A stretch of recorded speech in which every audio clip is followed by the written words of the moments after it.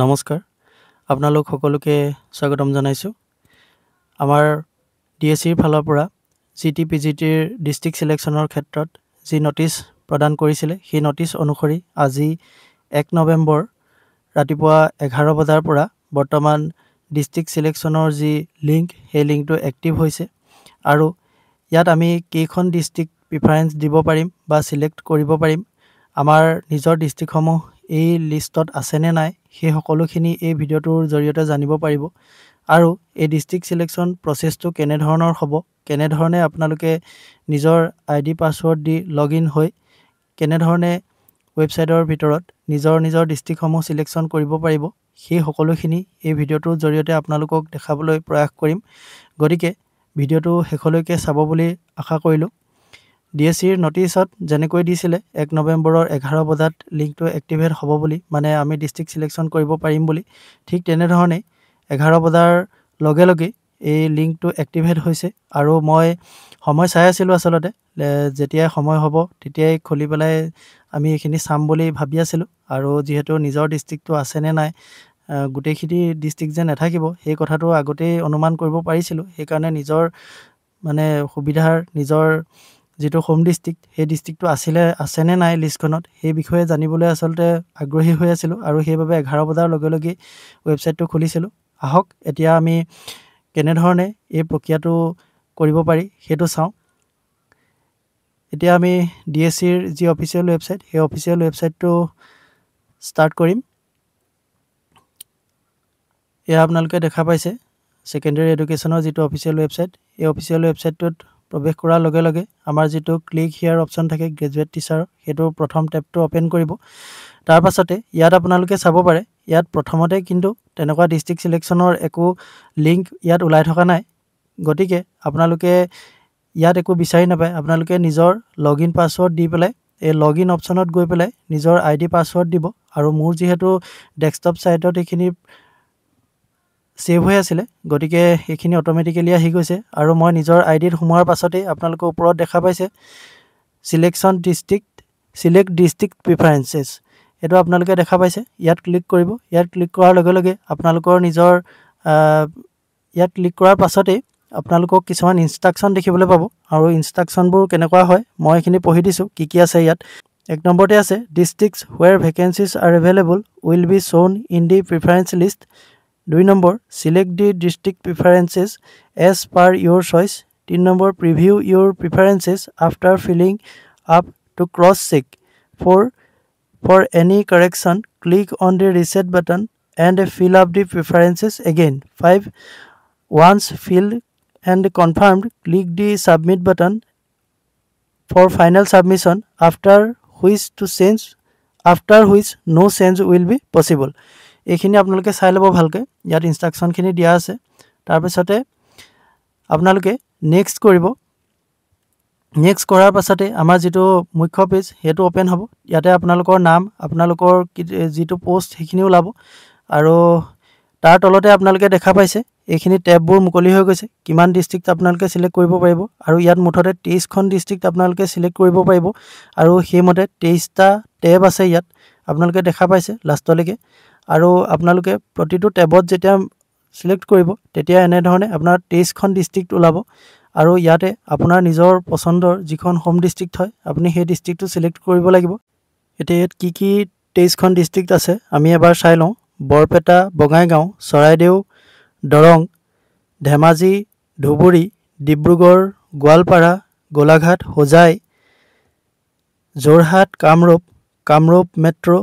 Sribhumi Lakhimpur Majuli Morigaon Nagaon Nalbari Sivasagar Sonitpur south সালমানা Mankachar Tinsukia এই 23 খন district আমাৰ ইয়াত উপলব্ধ আছে গতিকে আপোনালোকে নিজৰ প্ৰিফাৰেন্স অনুসৰি এই 23 খন ডিস্ট্ৰিক্টৰ পৰা নিজৰ ডিস্ট্ৰিক্টটো সিলেক্ট কৰিব আৰু মোৰ যেহেতু হোম ডিস্ট্ৰিক্ট যোৰহাট গতিকে মই যোৰহাটটো ফাৰ্স্ট প্ৰিফাৰেন্স দিছো আৰু সেকেন্ড প্ৰিফাৰেন্স মোৰ কাখৰীয়া জিলা শিৱসাগৰ গতিকে মই শিৱসাগৰ ডিস্ট্ৰিক্টটো সেকেন্ড প্ৰিফাৰেন্স দিব বিচাৰিম আৰু আপোনালোকে মন কৰিব যেটো ডিস্ট্ৰিক্ট আপোনালোকে এবাৰ সিলেক্ট কৰিব নেক্সট টাইম আকৌ সেই ডিস্ট্ৰিক্টটো সিলেক্ট কৰিব নোৱাৰে হেতু ব্লাৰ হৈ যায় আৰু সিলেক্ট কৰিব নোৱাৰা হৈ যায় আৰু মোৰ যিহেতু থাৰ্ডতে কাষৰীয়া ডিষ্ট্ৰিক্ট হিচাপে আৰু মোৰ তৃতীয়খন কাষৰীয়া ডিষ্ট্ৰিক্ট হৈছে গোলাঘাট, গতিকে মই গোলাঘাট ডিষ্ট্ৰিক্টটো থাৰ্ড প্ৰিফাৰেঞ্চ দিম। গতিকে আপোনালোকেও নিজৰ কাষৰীয়া জিলাসমূহ আপোনালোকে য'ত যেনেকৈ সুবিধা হয় সেই অনুসৰি আপোনালোকে নিজৰ জিলাসমূহ চিলেক্ট কৰিব আৰু ভালকৈ চাই ল'ব। এই গোটেইখিনি কৰাৰ পাছতে আপোনালোকে প্ৰিভিউ কৰি চাব পাৰিব আপোনাৰ চিলেক্ট হোৱা ডিষ্ট্ৰিক্টবোৰ সম্পূৰ্ণ হৈছেনে নাই হোৱা, আৰু গোটেইখিনি চিলেক্ট কৰি লোৱাৰ পাছতহে আচলতে প্ৰিভিউ হ'ব। মই যিহেতু চিলেক্ট কৰা নাই, গতিকে গোটেইখিনি চিলেক্ট কৰিবলৈ বুলি আহিছে, আৰু গোটেইখিনি চিলেক্ট হোৱাৰ পাছত আপোনালোকে প্ৰিভিউ অপশ্যনটোত ক্লিক কৰি পেলাই সেইখিনি এবাৰ চাই ল'ব পাৰিব। আৰু মই এবাৰ এই গোটেইখিনি চিলেক্ট কৰি চাম বুলি ভাবিছিলোঁ। গোটেইখিনি এবাৰ চিলেক্ট কৰাৰ পাছত কেনেকৈ আহে, নেক্সট যিটো আমাৰ পেজ হয় সেইখিনি কেনেকৈ আহে সেইটো এবাৰ চাই ল'ব বিচাৰিছোঁ। আৰু সেইকাৰণে মই প্ৰথমৰ পৰা গোটেইখিনি এবাৰ যি ডিষ্ট্ৰিক্ট আছে ইয়াত গোটেইখিনি এবাৰ চিলেক্ট কৰি গৈছোঁ। যেনেকৈ আছে মই একো চোৱা নাই, প্ৰথমৰ পৰাই এখন এখনকৈ ডিষ্ট্ৰিক্ট চিলেক্ট কৰি গৈছোঁ। মুঠতে যিমানটা 23টা টেব আছে সেই 23টা টেবতে ফিল আপ কৰিব বিচাৰিছোঁ, আৰু নেক্সট আমাৰ যিটো প্ৰচেছ হ'ব মানে নেক্সট স্ক্ৰীনখনত কি ওলায় সেইটো চাবৰ বাবে আচলতে এইখিনি কৰিছিলোঁ। আৰু আপোনালোকে এনেকৈ নকৰিব, আপোনালোকে নিজৰ চাই চিতি ল'ব। আৰু এটা কথা অৱশ্যে, যদিও আমাৰ এই 23খন ডিষ্ট্ৰিক্ট দিছে, আমি 23খন ডিষ্ট্ৰিক্ট চিলেক্ট কৰিনো আমি কৰিম কি আচলতে, আমি খুব বেছিহে 3খন বা 4খন ডিষ্ট্ৰিক্ট চিলেক্ট কৰিব পাৰিম আমাৰ মানে সুবিধা অনুসৰি, আৰু বাকীখিনিতো আৰু ইমান ওচৰত নহয়, গোটেইখিনি ডিষ্ট্ৰিক্ট দূৰত হয়। গতিকে আপোনালোকে এতিয়া অসমৰ মেপখন উলিয়াই ল'ব, মেপখন উলিয়াই পেলাই আপোনাৰ ডিষ্ট্ৰিক্টৰ আশে পাশে যিবোৰ আছে চাই এফালৰ পৰা দি যাব, আৰু আপোনাৰ মানে আপোনাৰ যিকেইখন ওচৰৰ একেবাৰে জানে আপুনি সেইকেইখন দি ল'ব প্ৰথম। তাৰপিছত আৰু আপুনি মেপখন উলিয়াই পেলাই য'ত দূৰত হয় মানে ওচৰৰ একাধিক্ৰমে আৰু ওচৰৰ পৰা দূৰলৈ গৈ থাকিব, তেনেকৈ দিব লাগিব এতিয়া। আৰু মানে যিহেতু গোটেইখিনি ডিষ্ট্ৰিক্ট চিলেক্ট কৰিবই লাগিব, গতিকে এইটো আপুনি যিয়ে নহওক এখন হ'লেও ডিষ্ট্ৰিক্ট চিলেক্ট কৰিবই লাগিব গোটেইবোৰতে। আৰু আমাৰ বিয়া হোৱা যিসকল আছে কেণ্ডিডেট তেওঁলোকৰ কাৰণে সুবিধা হ'ব। দূৰৰ পৰা যদি বিয়া হৈ আহিছিলে তেনেহ'লে এতিয়া মাকৰ ঘৰৰ ডিষ্ট্ৰিক্টটো চিলেক্ট কৰি ল'ব পাৰিব, যদি তাতো পৰি যায় তেতিয়াও তেখেতৰ সুবিধাই হ'ব।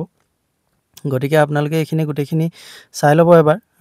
মুঠতে প্ৰথম 3-4খনমান নিজৰ ওচৰৰ দিব, তাৰপাছতে আৰু বাকীখিনি আপোনাৰ যেনেকৈ য'ত সুবিধা হয় সেইমতে আপুনি দিব। বাকী মই গোটেইখিনি ডিষ্ট্ৰিক্ট চিলেক্ট কৰি লৈছোঁ এবাৰ। গোটেইখিনি চিলেক্ট কৰি লোৱাৰ পাছত যেতিয়া প্ৰিভিউ কৰিছিলোঁ, প্ৰিভিউ কৰাৰ পাছত এইটো অ'কে কৰিবলৈ আহিছিলে, মই এইটো অ'কে নকৰিলোঁ বাৰু। নাজানো কি হয় নেক্সট প্ৰচেছটো আকৌ কি হৈ যায় বা ছাবমিট হৈ গ'লে আকৌ পিছত চেঞ্জ কৰিব নোৱাৰিম, সেইবাবে মই অ'কে নকৰিলোঁ। কিন্তু ইয়াৰ পাছতে মই এইটো নেক্সট কৰি পেলাই যেতিয়া চালোঁ, ইয়াত তলত লিখা আছে ফাইনেল ছাবমিট। এই গোটেইখিনি হোৱাৰ পাছতে ফাইনেল ছাবমিট অপশ্যনটো আহি যায়। ইয়াত লিখা আছে আফটাৰ ফাইনেল ছাবমিশ্যন আপুনি এইখিনি কোনো চেঞ্জ কৰিব নোৱাৰিব। গতিকে ফাইনেল ছাবমিট কৰাৰ আগত গোটেইখিনি এবাৰ চাই ল'ব, অন্ততঃ প্ৰথমৰ 5খনমান ডিষ্ট্ৰিক্ট চাই ল'ব এবাৰ ভালকৈ, আপোনাৰ সুবিধাৰ ডিষ্ট্ৰিক্টবোৰ চিলেক্ট হৈছেনে নাই।